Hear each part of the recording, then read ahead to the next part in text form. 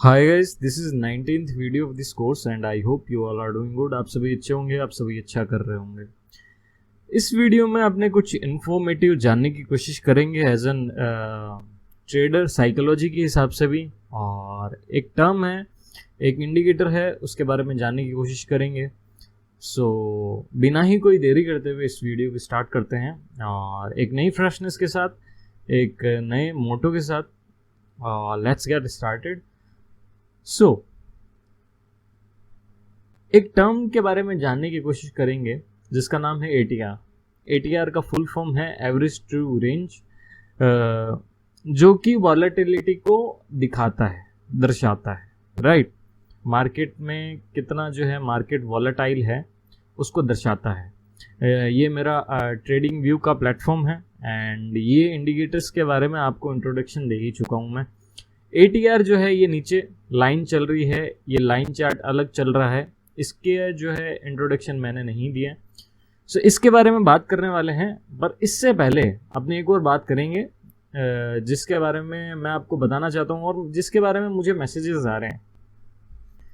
देखिए, मेरे पास आजकल मैसेजेस आ रहे हैं कि सर हमें तो आप इंट्रोडक्शन छोड़ दीजिए, बेसिक्स छोड़ दीजिए, हमें आप कुछ स्ट्रेटजी बता दीजिए जिससे हम ट्रेड कर सकें, एंड आप एक ही स्ट्रेटजीज बता दीजिए जिससे हम बस खाली ट्रेड कर सकें और कंसिस्टेंट प्रॉफिट कमा सकें।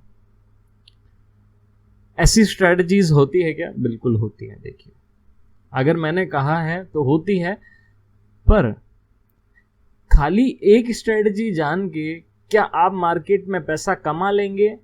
तो नो, दैट्स द ट्रुथ। अगर आप ये सोच रहे हैं कि एक स्ट्रेटजीज जान ली है आपने और मार्केट में मैं कल से पैसा कमाने लग जाऊंगा, तो ये सत्य नहीं है, ये सच नहीं है। आप ऐसा नहीं कर सकते। क्यों नहीं कर सकते? इसका रीजन है गाइज, देखिए, आप मान लीजिए आप मैथमेटिक्स पढ़ रहे हैं, राइट। आप उसको स्टडी कर रहे हैं, आप 6th क्लास से 7th में प्रमोट हुए, 7th से 8th में प्रमोट हुए, 8th से 9th, 9th से 10th, 10th से 12th, 12th से फिर आपने कॉलेज की, फिर आपने जो भी स्ट्रीम लिया है वो किया, आपने प्रोसीड की अपनी सारी स्टडीज़। मैथमेटिक्स का मैं इसलिए एग्जांपल देता हूँ कि हर कोई पर्सन जो है इससे रिलेट कर पाएगा। यही एग्जांपल आप बायोलॉजी पे भी फिक्स कर सकते हैं, यही एग्जांपल आप किसी भी स्टडीज़ पे जो है अप्लाई कर सकते हैं, बट अपने मैथ्स का लेते हैं। सो एग्जांपल कुछ इस प्रकार है, कुछ इस तरीके से है कि क्या आप ओनली एडिशन करके किसी प्रॉब्लम को सॉल्व कर लेंगे क्या? आपको फर्स्ट में सिखाया कि 2 + 2 = 4, देन आप क्या इसी इक्वेशन से पूरी मैथमेटिक्स सॉल्व कर देंगे? नहीं। पर क्या ये इक्वेशन एडिशन वाली चाहे मान लीजिए या +2 + 2 वाली मान लीजिए, क्या ये मैथमेटिक्स में काम आती है क्या? बिल्कुल आती है। एडिशन कितनी मैथमेटिक्स में काम आती है? बहुत बड़ा रोल रहता है। बट क्या एडिशन से आप कोई भी इक्वेशन है या फिर कोई भी प्रॉब्लम है मैथ्स की, वो सॉल्व कर लेंगे क्या 10th की? नहीं कर पाएंगे। क्यों? जरूरी नहीं है कि जिस प्रॉब्लम को आप सॉल्व करने जा रहे हैं वहां पे मैथमेटिक्स की जरूरत हो, सॉरी, एडिशन की ही जरूरत हो। मैथमेटिक्स की तो जरूरत होगी क्योंकि मैथमेटिक्स की बात कर रहे हैं, पर एडिशन की ही जरूरत हो सकता है वहां पे सब्सट्रैक्शन की भी जरूरत पड़ जाए, हो सकता है वहां पे डिवाइडेशन की भी जरूरत पड़ जाए। अच्छा, ऐसा हो सकता है कि सारी जो प्रॉब्लम्स है वो सारी कैलकुलेशंस उसमें करनी ही पड़ेगी, डिवाइडेशन करनी पड़ेगी, एडिशन करनी पड़ेगी? नहीं, ऐसा भी नहीं है। कुछ प्रॉब्लम्स ऐसी भी होती है जो ओनली एडिशन से ही सॉल्व हो जाती है, पर क्या सभी हो जाती है क्या? नहीं हो जाती। अब यही एग्जांपल अपने जो है ट्रेडिंग पे भी लगा देते हैं, ट्रेडिंग पे भी अप्लाई कर देते हैं। मैं आपको स्ट्रेटेजी बता दूंगा। देखिए, कोई भी आप अगर इंफॉर्मेशन या फिर कोई भी एज एन इसको अपना एक करियर मान लीजिए, और ये जो चल रही है अपनी एक डिग्री चल रही है, कोई भी अपने डिग्री लेने जाते हैं मार्केट में, एमबीए की भी, तो 4 साल 3 साल उसको भी लगते हैं। कॉमर्स की बीकॉम की डिग्री लेने जा रहे हैं तो 3 साल उसको भी लगते हैं, राइट। लॉ कर रहे हैं, मुझे नहीं पता, मैंने नहीं किया है लॉ, पर 3 साल 4 साल उसको भी लगते होंगे, राइट। सो कोई भी डिग्री लेने जाते हैं मिनिमम 3 साल से कम का तो कोई डिग्री होता ही नहीं है, तो उसमें भी अपने को 3 साल देने पड़ते हैं। और ये तो बिजनेसमैन का बिजनेस है बॉस। अगर आप ये सोच रहे हैं कि सर उसमें मुझे टाइम नहीं देना पड़े, कोई एक स्ट्रेटजी मिल जाए, हो सकता है महीने के एक दिन उस स्ट्रेटजी को लगा के आप पैसा कमा ले, पर महीने के बाकी के 29 डेज या 28 डेज आप कैसे कमाएंगे वो भगवान ही जानता है। या फिर कमा भी पाएंगे कि नहीं कमा पाएंगे, या फिर जो भी है। आई होप आप समझ गए होंगे मेरे कहने का मतलब। तो market is not about one strategy, market is all about कि आप कैसे मैनेज कर रहे हैं अपने ट्रांजेक्शन्स को, अपने ट्रेड्स को। आपने एक स्ट्रेटजी सीख ली, मान लीजिए आपने बैंक निफ्टी के ऊपर ओपन हाई ओपन लो की स्ट्रेटजी सीख ली 15 मिनट्स की, जो कि मेरी पर्सनली फेवरेट्स है, वो चाहे किसी भी स्टॉक्स में हो।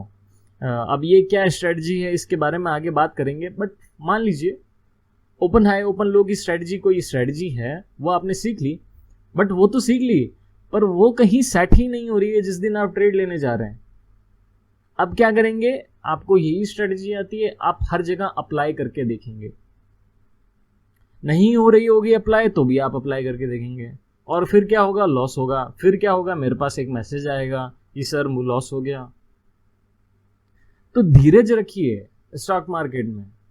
बहुत सारे ऐसे लोग आते हैं कि सर मैं 1 साल से इन्वेस्टमेंट की भी है, मैंने लॉन्ग टर्म इन्वेस्टमेंट थी, और मेरा जो पोर्टफोलियो है 10% डाउन है, एंड 1 लाख की 2 लाख की इन्वेस्टमेंट थी, एंड मैं बहुत चिंतित हूँ, और लॉन्ग टर्म की इन्वेस्टमेंट की भी थी। सर आप मुझे ट्रेडिंग का सिखाइए कि हमें ट्रेडिंग सीखना है। फिर मैं खुश भी होता हूँ लोगों से। देखिए थोड़ी सी अटपटी बात लगे आपको, वियर्ड बात लगे, पर खुश क्यों होता हूँ कि उन लोगों ने 10,000 10,000 चाहे लूज कर दिए हों, बट उन्होंने बहुत एक अच्छी चीज सीख ली है स्टॉक मार्केट में, जो कि है पेशेंस। पेशेंस अगर आपको आ गया ना, तो आपको पता रहेगा कि कौन सी चीज कब अप्लाई करनी है। अगर नहीं हो रही देन लीव इट। जरूरी नहीं है मार्केट में एवरीडे अपने को ट्रेड ही करना है। अब सर आप क्यों करते हो एवरीडे? देखिए मैं नहीं करता, मैं कुछ दिन ही स्टोरीज डालता हूं, और हफ्ते में I guess 5 days a week अगर हो रहा है तो एवरेजली मेरी 4 दिन ही ट्रेड रहती है, और मेरे को कुछ एक्सपीरियंस भी हो चुका है, तो मैं आप कह सकते हो डेली ट्रेड कर लेता हूं या फिर कर रहा हूं। तो आप ये मत सोचिए कि सर एक स्ट्रेटजीज बता दीजिए एंड एक स्ट्रेटजीज में मैं ये कर लूंगा, एक स्ट्रेटजीज में मैं वो कर लूंगा, and I will be the king, right. आप नहीं हो पाएंगे, आप बिल्कुल भी नहीं हो पाएंगे। आपको सीखना सब कुछ ही पड़ेगा, आपको बेसिक्स से सीखना ही पड़ेगा। अगर आप भागते रहेंगे तो बेसिक्स भी नहीं आएंगे, फिर स्ट्रेटजीज भी सही से समझ नहीं आएगी, एंड इधर उधर हो जाएगा सब कुछ। तो मेरी सजेशन क्या रहेगी? मेरी सजेशन यही रहेगी गाइज आपको कि आप एक बेसिक्स आपको पहले क्लियर कीजिए, और स्ट्रेटजीज अपने को सारी ही सीखनी पड़ेगी, ताकि जिस दिन अपने मार्केट में ट्रेड कर रहे हैं उस दिन जो भी स्ट्रेटजी सेट बैठ रही है, फिट बैठ रही है उस मार्केट के लिए, जो भी टूल्स या फिर आप कह सकते हैं इंडिकेटर्स की रिक्वायरमेंट है, जो भी सेट बैठ रहा है वो अपने अप्लाई करके देख सकें, इतने अपने कैपेबल हों कि मार्केट का एक लुकआउट बना सकें कि क्या हो रहा है मार्केट में, क्या मार्केट सही जा रहा है, क्या मार्केट सही है क्या कुल मिला के अभी ट्रेड के लिए जो मैं ट्रेड लेने वाला हूं। सो बहुत हुई बातें, और आई होप ये बात कुछ समझ आई होगी, और अगर नहीं आई है तो देखिए गाइज, ये बातें चाहे आपको बुरी लगें या फिर खारी लगें, बट ये बातें मैं बोल रहा हूँ एक एक्सपीरियंस के बाद में। मुझे एक्सपीरियंस हुआ है, मैंने बहुत सारी चीज़ें सीखी है, मैंने बहुत सारे लॉसेस खाए हैं, लिए हैं। This is the only way to make money in stock market. अब बहुत सारे वे हैं, बट ये उनमें से एक जेन्युइन वे है, और यही एक वे है। अब सर आप बोलोगे, आप तो प्रोबेबिलिटीज़ के ऊपर जाओगे कि सर ये कैसे हो गया, ये कैसे हो गया, तो वो हो गया, वो ज़्यादा दिन तक नहीं होगा उसका। किसी का हो गया तो लॉस, सॉरी प्रॉफिट हो गया तो आपको सीखना सब कुछ ही पड़ेगा। बॉलिंजर बैंड लगाना सीख दिया तो मार्केट में क्या बॉलिंजर बैंड लगा के आप पैसा बना लोगे? क्या नहीं बना पाओगे। आपको सीखना सब कुछ ही पड़ेगा। आपको इसमें भी ट्रेंड लाइन जो है बनानी छोड़नी नहीं है। अब यहाँ पे ट्रेंड लाइन बन रही है तो मेरी आंखें कैसे चलती है, मेरी आंखें यही चलती है कि आप जितने ट्रेंड्स बन रहे हैं इसमें ट्रेंड बना लो। अब ये क्या है, मेरा माइंड प्रीफिक्स हो चुका है। प्रीफिक्स क्या हो चुका है कि इसमें ये पता चल चुका है कि सर अपने को जो रूल्स एंड रेगुलेशंस हैं, जो जो आपको सिखाई है वो सारा मैं अप्लाई करता हूँ। चार्ट पे जो है सभी अप्लाई करता हूँ, सभी नहीं करता। क्यों नहीं करता उसका भी एक रीजन है, बट मेनली जहां पे मुझे जिसकी रिक्वायरमेंट लग रही है वो मैं अप्लाई करता हूँ। तो समझना आपको, कुल मिला के मेरी बात का 10 मिनट मैंने आपको लिए या फिर मैंने बताया कि समझना आपको सब कुछ पड़ेगा। करना आपको एक ही है, पर समझ के अप्लाई करना, समझना आपको सारी चीज़ें ही पड़ेगी, सारी स्ट्रेटजी समझनी ही पड़ेगी। इफ़ यू थिंक कि आप एक स्ट्रेटजी पे वर्क करके देखिए, वर्क करके आप पैसा कमा सकते हो, बट डेली नहीं कमा सकते। आपको सीखनी सारी चीज़ें पड़ेगी। हाँ, वो एक स्ट्रेटजीज, बहुत सारे स्टॉक्स हैं, 500 मोर देन 500 स्टॉक्स हैं, देन एक स्ट्रेटजी वो कहीं ना कहीं तो पैटर्न बने गई, पर फिर भी सीखना आपको सारी चीज़ें ही पड़ेगी। आप एक चीज़ पे निर्भर रह के, डिपेंडेंट रह के आप ये नहीं फाइंड आउट कर सकते then that this stock will go down और it will go up, right? So you have to learn everything, but you have to be master in one. आपको सीखनी सारी चीज़ें पड़ेगी, बट मास्टर आपको एक में होना पड़ेगा। या फिर आप सारी चीज़ सीख सकते हैं और अप्लाई करके देख सकते हैं मार्केट में। मैं क्या करता हूँ, मैं सभी चीज़ें, अब मुझे जिस चीज़ की ज़रूरत पड़ती है मैं वो अप्लाई कर देता हूँ मार्केट में, राइट? सो बस यही कुछ चीज़ थी जो कि आपको बताना था। और इस वीडियो में अपने बात करेंगे ATR के बारे में, एवरेज टू रेंज। सो मैं एक बार इसको रिमूव कर देता हूँ अपने चार्ट से। एंड ये क्या चार्ट है, ये रिलायंस इंडस्ट्रीज का चार्ट है। एंड सॉरी, ये जो मैंने अप्लाई कर रखा है बॉलिंजर बैंड अप्लाई कर रखा है। मैं इसको भी एक बार रिमूव करता हूँ। प्योर प्राइस है अपने पास अभी, क्या है, प्योर प्राइस है, right? So let's apply ATR। ATR अपने को कहाँ में मिलेगा, टेक्निकल्स में जाना पड़ेगा अपने को। ATR, if you search ATR then वो शो हो जाएगा, बट अगर आप फुल फॉर्म लिखना चाहें एवरेज ट्रू रेंज तो वो भी लिख सकते हैं, बट ATR लिख के अपना काम चल रहा है, सो वही अपने चलाते हैं। सो ATR जो इंडिकेटर्स मैं आपको बता रहा हूँ वो अपने फेवरेट लिस्ट में ऐड किए जा रहा हूँ, करते जा रहा हूँ, राइट? ताकि इन फ्यूचर इस इंडिकेटर्स को लेके कोई स्ट्रेटजी या फिर कोई वापस इसको रिपीट करना हो तो अपने फेवरेट लिस्ट में रहे। और जो मैं आपको सिखा रहा हूँ इंडिकेटर्स, ये सारे मेजर इंडिकेटर्स हैं। और ऐसा है कि इस कोर्स में सारे पुराने इंडिकेटर या फिर मेजर इंडिकेटर्स ही सिखाएंगे, नहीं।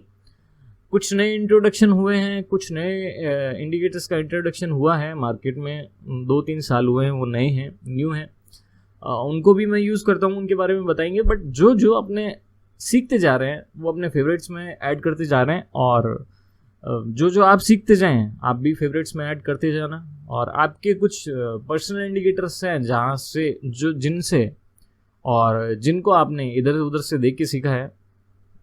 मेरा तो पहले तो यही रहता है कि फोर्स की एक बार इधर उधर से देखना बंद कर दीजिए, बट फिर भी आपको कुछ पता है इंडिकेटर्स के बारे में, कुछ इंडिकेटर्स के बारे में आपको नॉलेज है, then you can add it to your favourite list, right?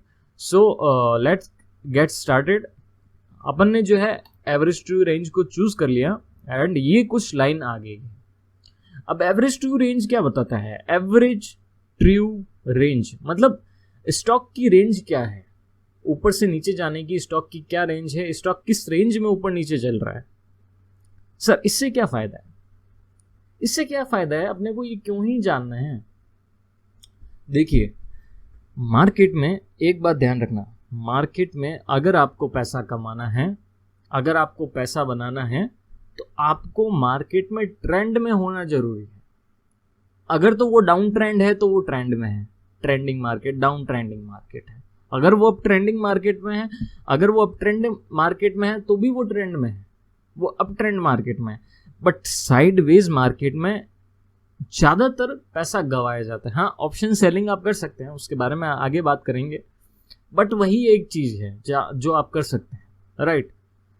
पर जितना पैसा ऊपर जाते हुए मार्केट में या फिर ट्रेंडिंग डाउन ट्रेंडिंग मार्केट में या फिर अप ट्रेंडिंग मार्केट में बनाया जा सकता है, उतना पैसा साइडवेज में कभी भी नहीं बनाया जा सकता, राइट। पैसा कब बनता है? या तो मार्केट बेरिश हो, शॉर्ट कर रहे हैं, मार्केट को ठोक रहे हैं, राइट, मार्केट को बेच बेच के पैसा कमा रहे हैं, या फिर मार्केट बुलिश हो, खरीद के तेजी से पैसा कमा रहे हैं, तेजड़िए होके पैसा कमा रहे हैं। तो या तो आप तेजी में खेल के पैसा कमा सकते हो अगर ज्यादा पैसा कमाना है, या फिर मार्केट दबा के गिर रहा है तो गिरते हुए मार्केट में पैसा कमा सकते हो। मोटा पैसा तभी बनता है, मैं मोटे पैसे के बारे में बात कर रहा हूं। और ज्यादातर मैं भी तभी ट्रेड लेता हूं अगर if market is in sideways, then मैं अपने आप को बाहर ही रखता हूं मार्केट से, क्योंकि वो साइड में जा रहा है ना, वो ना तो ऊपर जा रहा है ना नीचे जा रहा है। अगर आपने किसी स्टॉक में, ऐसे स्टॉक में पैसा लगा रखा है जो साइड में जा रहा है, तो क्या लग रहा है उसमें आपकी जो वेस्ट ऑफ टाइम हो रहा है। अब हो सकता है कि वो स्टॉक ऊपर चले जाए, वो एक अलग बात है, बट जितने वक्त तक वो साइडवेज है तब तक क्या है, आपका पैसा जा रहा है, आपका पैसा मतलब पड़ा है, मतलब आपने इन्वेस्ट कर रखा है, 1% ऊपर होगा या फिर 1% नीचे होगा आपकी इन्वेस्टमेंट से, पर वो ठीक है, साइडवेज है, आपका कुछ हो नहीं रहा है उस पैसे का। तो ट्राई टू फाइंड कि जो स्टॉक जो है साइडवेज मार्केट में ना होते हुए ट्रेंडिंग मार्केट हो। अब वो ट्रेंडिंग कुछ भी हो सकता है, डाउन ट्रेंडिंग हो चाहे अप ट्रेंडिंग हो, बट ट्रेंडिंग हो। अगर ट्रेंडिंग मार्केट रहेगा ना तो आपको कुछ दिक्कत नहीं रहेगी कि ये मार्केट जो है, हाँ जी, ये मार्केट अपवेज में है या फिर डाउनवेज में। अगर ट्रेंडिंग में होगा, वो बहुत अच्छा ट्रेंडिंग मार्केट होगा, तो आपको पता चल जाएगा। अब ट्रेंडिंग मार्केट कैसे फाइंड आउट किया जाए, ये अपने को एटीआर बताता है। एटीआर आपने इसकी जो है थोड़े सा सेटिंग्स में जाके देखते हैं ये क्या है, कैसे बना है।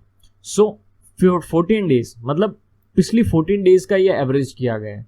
लेंथ क्या रखी है अपन ने, 14, तो मतलब पिछली 14 कैंडल्स का एवरेज है। मूविंग एवरेजेस में क्या कर रहे थे अपने, उसकी भी लेंथ थी, जितनी लेंथ रख रहे थे उतने का एवरेज ले रहा था। इसमें क्या है 14, तो पिछली 14 कैंडल्स का एवरेज है, पर किसका, किस चीज का एवरेज है, जितना स्टॉक ऊपर से नीचे जा गया है प्लस माइनस करके वो रेंज निकाली जाती है। अब शॉर्ट में मैं बता देता हूँ, कैलकुलेशन मत करने लग जाना, आपको समझ आ जाएगी बात, इतने मैच्योर्ड हो आप लोग कि आपको शॉर्ट में बता के। अब मान लीजिए ये स्टॉक जो है रिलायंस का स्टॉक है या फिर टाटा मोटर्स का ले लेते हैं, किसी का भी ले लेते हैं, मैं ज़्यादा रिलायंस का एग्जांपल ले लेता हूँ, तो फॉर फ्रेशमेंट अपने ले लेते हैं टाटा मोटर्स, राइट। अब ये आज है, आज इसका लो कहाँ तक है, इसका लो है यहाँ तक, और ये कहाँ तक जाके आया है, यहाँ तक। तो हाई माइनस लो, जितनी इसकी रेंज रह जाएगी, जैसे मैं मार्क कर देता हूँ इसकी रेंज, यहाँ पे अपन ने क्लिक किया एंड यहाँ तक मैंने लगा दिया, तो इसकी रेंज क्या है 12.20 पॉइंट्स इसकी रेंज है। ये इतना घुमा है मार्केट, तो ये इसकी रेंज हो गई आज की क्या हो गई, इसकी रेंज हो गई। अब ये सारी दिनों की अगर रेंज निकाल दी जाएगी पिछले 14 डेज को और डिवाइडेड बाय 14 कर देंगे, क्योंकि अपन ने जो लेंथ ली है 14 ली है, पिछली 14 डेज की जो रेंज है उसको निकाल लो। रेंज निकालना कैसे है, एक दिन में कितना वो घूमा है, ट्रैवल किया है उसने, कितना वो फ्लक्चुएट हुआ है स्टॉक, उससे क्या निकल गई, अपनी रेंज निकल गई। रेंज को क्या है, पिछली 14 डेज की रेंज जो है प्लस कर दी एंड डिवाइड बाय 4 कर दिया, सॉरी 14 कर दिया। रेंज क्या है 14 है, लेंथ क्या है 14 है, तो डिवाइड बाय 14 कर दिया, तो तो ये जो है एक लाइन आ जाएगी। अब ये लाइन ऊपर भी जाएगी, ये एवरेज ऊपर भी जाएगा, नीचे जाएगा। अगेन एक बार वापस दोहराते हैं अपने सभी साथ में, कितना स्टॉक फ्लक्चुएट हुआ है, ऊपर से नीचे जाके आया है, ये रेंज निकल जाएगी। पिछली 14 डेज की अपने को एवरेज टू रेंज निकालनी है, एवरेज रेंज निकालनी है कि पिछले 14 डेज में ये स्टॉक कितना फ्लक्चुएट हो रहा है।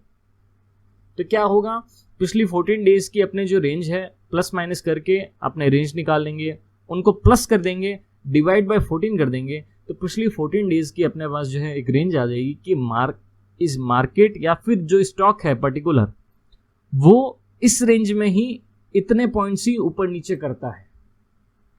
ठीक है, अब जरूरी तो नहीं है हर किसी स्टॉक की एक रेंज हो। क्यों? क्योंकि हर किसी स्टॉक की जो है प्राइस अलग रहता है और उसकी जो फ्लक्चुएशन रहती है वो एक अलग रहती है। तो टाटा मोटर्स का क्या प्राइस क्या चल रहा है अभी, 466 चल रहा है, और इसकी जो रेंज है ये ATR क्या बोल रहा है अपने को, ये बोल रहा है कि पिछले 14 दिनों से लगभग ये एवरेजली 13 पॉइंट्स ऊपर जाता है एंड 13 पॉइंट्स ही नीचे जाता है। तो मतलब कल it's all about predictions, you know, you cannot say that it will go 100%, right? We cannot be 100% sure in the market, right? आप 100% श्योर कभी भी नहीं हो सकते, पर आप एक अप्रोक्सीमेट आइडिया लगा सकते हैं कि कल ये 13 पॉइंट्स ऊपर जा सकता है या फिर नीचे जा सकता है, क्योंकि इसकी इतनी है कैपेसिटी, इस टाटा मोटर्स की इतनी है। अब ऐसा है कि सर इससे ज़्यादा हो जाए तो हो सकता है, बिल्कुल बॉस हो सकता है, बट अपने अगर एक आइडिया लगाया जाए, market is all about idea लगाना, राइट? प्रोबेबिलिटी अपना गैस करना। तो गैस किया जाए तो गैस इतना ही है, क्योंकि पिछले 14 दिनों से इतना चल रहा है, तो आगे भी गैस है 13 पॉइंट ही चलेगा। तो आपके पास, या फिर आप ये पता से लगा सकते हो कि अभी तक जो है 13 पॉइंट चल रहा है, मार्केट आगे पता नहीं कितना चल रहा है, बट अभी ये 13.05 की जो रेंज है, इतने पॉइंट्स ऊपर जाता है, 13 जो रुपीज़ है ऊपर जाता है, 13 रुपीज़ नीचे जाता है एक पर्टिकुलर डे में, अगर उसका 14 दिन का एवरेज निकाला जाए। और अब क्वेश्चन आ रहा होगा कि सर 14 दिन ही क्यों, why 14 days, why not 21 days like moving averages? तो जिसने ये बनाया है उसने अप्लाई करके देखा है कि ये 14 डेज में जो है सबसे एक्यूरेट रिजल्ट देता है अपने को, तो उसमें अपने जिद बहस नहीं करेंगे कि 14 डेज क्यों है। अगले ने जिसने बनाया है उसने 14 डेज का पैरामीटर्स रखे हैं, सो लेट्स टेक 14 कि अपने भी जो है 14 डेज लेके चलते हैं, रेस्पेक्ट करते हैं उस पर्सन को, राइट? सो उसने ये बोला कि 14 डेज में मैंने टेस्ट आउट करके देखा है, 14 डेज में जो इसकी ये आपको कैलकुलेशन बताता है वो बेस्ट बताता है। अब आपने ही कोई नई स्ट्रेटजी निकाल ली है कि सर मेरे लिए तो परफेक्ट जो है 9 डेज रह रहा है या 21 डेज रह रहा है, तो मैं रख सकता हूँ क्या? बिल्कुल रख सकता हूँ, it's on you, right? But मेरी जो है, मेरा जो आपको सजेशन रहेगी, let's keep it 14, right? Because ऐसा ही रखा है जिसने बनाने वाले ने। सो बट इसके पीछे का फॉर्मूला क्या था वो मैंने आपको बता दिया। अब ये क्यों काम आता है? क्वेश्चन अराइजेस कि ये क्या, इसका क्या यूसेज है, राइट? सो देखिए यूसेज क्या होते हैं इंडिकेटर्स के, आपको वो कुछ अपने हिंट दे देते हैं। अब हिंट क्या देते हैं, ये क्या हिंट दे रहा है कि अगर मार्केट वॉलेटाइल होगा, अगर मार्केट वॉलेटाइल होगा तो ये ऊपर जाएगा, अगर मार्केट वॉलेटाइल नहीं होगा तो नीचे आएगा। अब again back on the topic, Tata Motors की प्राइस क्या थी? 166 है। टाटा मोटर कितना वॉलेटाइल है? 13 रुपये ऊपर नीचे जा रहा है, 13 रुपये जो है वो ऊपर जाता है, कभी नीचे आता है। इसकी एवरेज रेंज पिछली 14 दिनों से यही चल रही है। अब जरूरी थोड़ी है रिलायंस की भी यही रहे, रिलायंस का प्राइस अलग है, रिलायंस अपने आप में एक अलग स्टॉक है, तो हो सकता है उसके जो एवरेज टू रेंज है, वॉलेटिलिटी है, थोड़ी सी अलग हो सकता है टाटा मोटर्स से ज़्यादा हो। ज़्यादा वॉलेटाइल स्टॉक भी चूज नहीं करना है और ज़्यादा साइडवेज स्टॉक भी चूज नहीं करना है, राइट? ज़्यादा वॉलेटाइल स्टॉक होगा तो क्या होगा कि आपके स्टॉप लॉस ही हिट होते रहेंगे, वो हिट करेगा वापस ऊपर चले जाएगा, वो हिट करेगा वापस ऊपर चले। और एकदम ही शांत स्टॉक भी चूज नहीं करना है, लटकते चल रहा है वो कि हाँ जी अब ऊपर जाऊंगा, अब नीचे आऊंगा, सारा किक खत्म हो जाएगी। स्टॉक मार्केट में क्यों आए हैं बॉस? अपने पैसा कमाने आए हैं, अपने लटकने नहीं आए। ठीक है, सो अपने रिलायंस के ऊपर चलते हैं। रिलायंस की इसकी अलग रेंज है, जहाँ पे वो 13 रुपीज़ बता रहा था, ये 15 रुपीज़ का 54 रुपीज़ का बता रहा है कि 54 रुपीज़ जो है पिछली 14 डेज में ऊपर जाता है नीचे जाता है, एक एवरेज जो है उसने बता दिए। अब ये टूल कौन सा है? ये स्केल टूल है जो कि आपको मेजर करके बताएगा कि 54 रुपीज़ कहाँ से कहाँ तक होता है। तो अपने मार्क करते हैं 54 रुपीज़, तो ये रहा 55 रुपीज़। सो 54 55 अप्रोक्सीमेट ये ही है। अब क्योंकि मैं थोड़ा सा इसको जूम इन करूंगा तो सही से 54 मार्क कर पाऊंगा, बट आप गैस कर लो।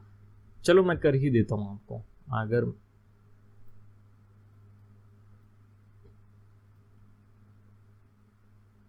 गैप डाउन भी हो सकता है, गैप अप भी हो सकता है, बट अपने गैस कर सकते हैं कि ये तो नीचे जाएगा, तो या तो ये इतना नीचे जाएगा, राइट 54 रुपीज़, या फिर ये उतना इतना ऊपर जाएगा वापस 54 रुपीज़, क्योंकि इसकी रेंज है, ये इतना चल ही रहा है पिछली 14 दिनों से। ये एक अप्रोक्सीमेट गैस है, एवरेज गैस किया है अपन ने। तो ये ऊपर जाएगा तो ये भी इतना जाएगा। तो अगर आप इस स्टॉक को, अब कोई क्या करता है कि कोई इस स्टॉक को परचेज कर रहा है तो 54 का तो मिनिमम टारगेट रखेगा ही स्टॉप लॉस का। क्यों स्टॉप लॉस का ये टारगेट क्यों रखेगा? क्योंकि इसमें इतनी वॉलेटिलिटी है। अब ATR क्या बोल रहा है कि मैं 54, जो ATR बता रहा है इस स्टॉक के बारे में कि ये स्टॉक जो है 54 रुपीज़ जो है ऊपर नीचे करता है। अगर आपने इससे 54 से कम रखा तो हो सकता है आपका स्टॉप लॉस हिट होने के चांसेस ज़्यादा हैं। क्योंकि ये तो इतने ऊपर नीचे कर ही रहा है। तो हो सकता है कल अगर आप यहाँ पे 10 रुपए के स्टॉप लॉस रख लेते हैं या फिर 20 रुपए के स्टॉप लॉस रख लेते हैं रिलायंस में, तो हो सकता है आपका स्टॉप लॉस हिट हो जाए, क्योंकि ये इतना वॉलेटाइल है स्टॉक। अब ऐसा है क्या कि आपको ATR देखिए स्टॉप लॉस रखना है? नहीं, ऐसा बिल्कुल भी नहीं है। कुछ पैटर्न्स ऐसे बनते हैं मार्केट में जहां पे अपने टाइट स्टॉप लॉस रखे जा सकते हैं या फिर रखा जा सकता है, बट ATR अपने को ये बता रहा है कि बॉस अप्रोक्सीमेट में जो वॉलेटिलिटी है इस स्टॉक की वो इतनी है। अपने पास एक गैस आ गया कि इतना वॉलेटाइल है स्टॉक। अब देखते हैं कोई कम वॉलेटाइल स्टॉक हो, HDFC बैंक। अब इसकी वॉलेटिलिटी देखिए, ये गिरते आया है एंड आप अगर ट्रेंड समझ गए। अब ये यहाँ पे एक और पॉइंट ऐड करते हैं, यहाँ पे एक और रूल बताता हूँ। अपनी जो क्रिएटिविटी है ना, वो क्रिएटिव माइंड का यूज कीजिए थोड़ा सा। जितना जूस निकल सकता है, आपने जितनी इंफॉर्मेशन गेट कर सकते हैं ले सकते हैं, मतलब जितना ले सकते हैं उस इंडिकेटर से, जितना यूज ले सकते हैं हर एक तरह से अपने लेने की कोशिश करते हैं। अपने को क्या बता दिया इस इंडिकेटर ने? एक तो अपने को वॉलेटिलिटी बता दी, राइट, ग्राफ बता रहा है कि कितना वॉलेटाइल है।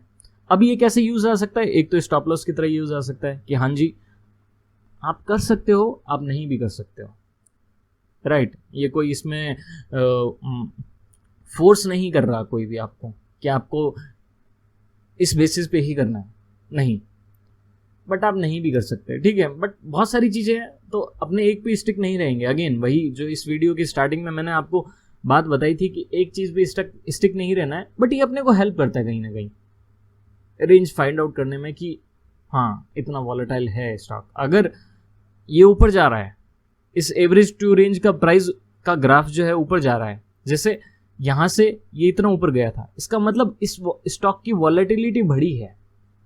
ज़्यादा वॉलेटिलिटी बढ़ी हुई भी काम की नहीं होती और ज़्यादा वॉलेटिलिटी गई भी काम की नहीं होती। क्यों? क्योंकि वो साइडवेज मार्केट को रिफ्लेक्ट करती है, साइडवेज मार्केट को बताती है, राइट। अब यहाँ पे वॉलेटिलिटी तो बहुत ऊपर गई थी, बट एक ही दिन में इसने 10% अप का मूव ले लिया और फिर अगले ही दिन 2% 3% अप्रोक्सीमेट डाउन, फिर अगले दिन वापस 3.57% डाउन, फिर अगले दिन 2.20% डाउन। फिर इतना जो वॉलेटाइल स्टॉक है उसमें कभी भी एंट्री जो है आपको नहीं लेनी चाहिए। आप थोड़ा पिछले कुछ दिनों का जूम आउट करके देख सकते हैं कि ये इसकी वॉलेटिलिटी क्या है। ये इतना ऊपर जाता है, अमूमन जो है स्टॉक इतना ऊपर जाता है। तो ये जब इसकी वॉलेटिलिटी इतनी ऊपर आ जाए तब अपने को एंट्री नहीं लेनी है। क्यों? क्योंकि ये कुछ भी कर सकता है मार्केट में,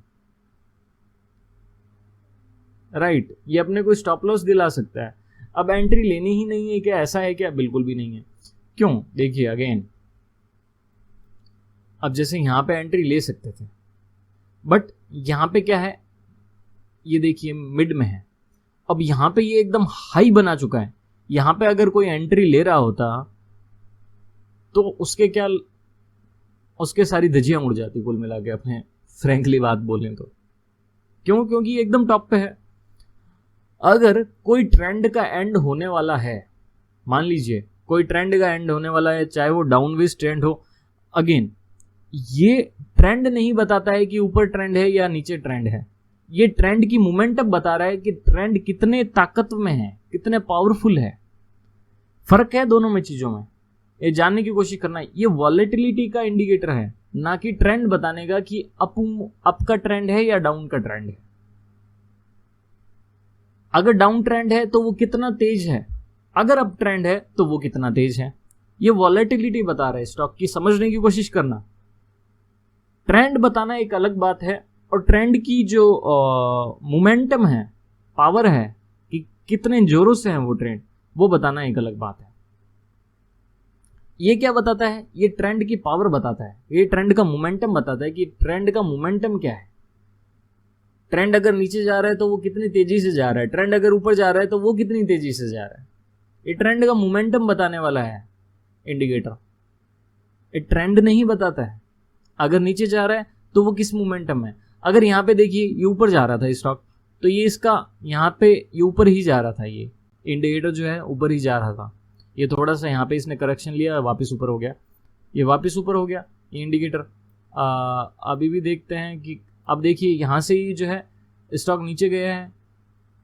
हाँ, इसने ये थोड़ा सा नीचे चले गया, बट अगेन एक सेकेंड मैं बता देता हूँ आपको। हाँ, कोविड के टाइम पे क्रैश आया था, स्टॉक नीचे गए बट एटीआर ऊपर गए।